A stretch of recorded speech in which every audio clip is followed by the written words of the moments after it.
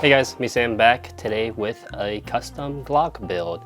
This is my Palmetto State dagger with the AIM surplus ported barrel, ported slide combo. So the firearm is clear. This whole setup, as you see it, cost me around $400. So I'll break down the prices on everything. First off, you might say, how is this budget when you have an X300 on here? And those are $300 itself. This is the AliExpress special. This comes in around $25, $30 depending on where you buy it from. Do I recommend this? No, not really. For training purposes, it'll fit in an X300 holster as I have here, which brings me to my next part of the budget setup. This is a knockoff Safariland. I wanted to play around with this to see if this would work because I did not have a holster that fit the dagger. That was the one thing about the PSA dagger that I didn't like, is that the dagger frame does not fit standard Glock 19 holsters. But this fits with a little modification. I had to sand down the inside a little bit to make space for the optic. So let's go back to the optic. This is the CVLife WolfCovert optic. This is a multiple reticle red dot system. So as you can see here, there's the red dot. So on the side of the optic, you have up for brightness, down for brightness. CVLife did send this to me for free to check out and test. I have a discount code in the description if you're interested. This optic comes in around $100 or on Amazon. So far, so good. I've been enjoying this optic. It has been fast to pick up the dot. I mean, it just looks like an average red dot. The glass quality, I personally can't tell if there's much tint. I'm also part colorblind, so I'm not the best to tell with the tint. Optic is a top loading battery, so you don't have to take it off to change the battery, which is nice, which should be the standard for most red dots in 2024. So you get a lot of items in the box with this red dot, which makes it a pretty good contender for a budget first optic. So this is the box it comes in. One thing I really liked about this is for $100, there's a lot of things in the box. So this is just my optic cover plate, but you get battery, you get an MOS Glock plate, Allen key for mounting it, a Picatinny mount if you're trying to mount it onto a rifle, and then you get a ton of different screws for whatever firearm you're trying to mount it on. So for the money, it's not a bad optic. I'm using it on a range toy as what this build is. Would I trust this optic with my life? I don't know, maybe, not yet. I only have 300 to 500 rounds on it, so I can't tell, but it has not turned off. It is held 0.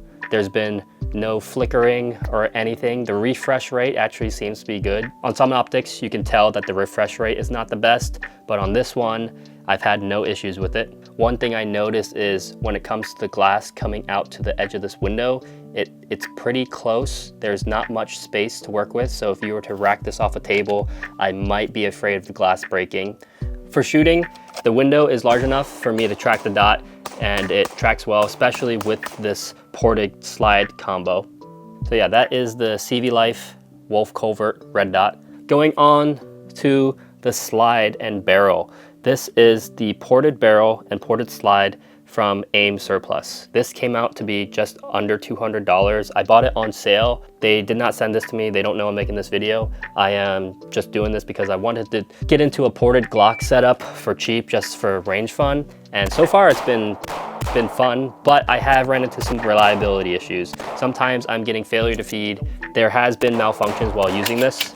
So the finish on the barrel has started to wear off just within a couple hundred rounds. It is not the greatest finish ever. I mean, I don't know, this barrel was like $50 and the slide was like another $150. So as you can see on the top, there are 8 ports. They do a pretty good job on reducing felt recoil and keeping the gun flat. I can shoot this gun quicker than I can a non-ported gun and stay on target better than a non-ported gun.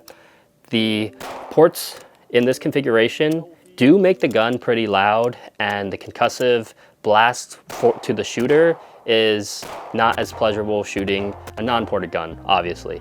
And shooting it indoors in like an indoor booth, like you can definitely feel the concussive blast of the ports working. It's not a big issue, but it's one thing to take into consideration if you're going to go with this setup. The PSA Dagger frame, this is the first time I ever shot one. I've held them before, but I never really shot one. So here's the take up. There's your wall, and then there's a little creeping break. Here's the reset. Pretty short.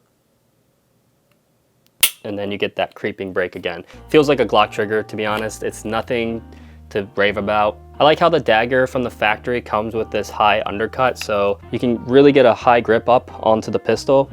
When I shoot stock Glocks, I tend to get Glock knuckle on my right middle finger because the trigger guard is not cut out enough for my knuckle. So I typically will do an undercut, but it is nice that this comes from the factory like that. Magazine release is a standard Gen 3 type mag release, which I'm not a fan of.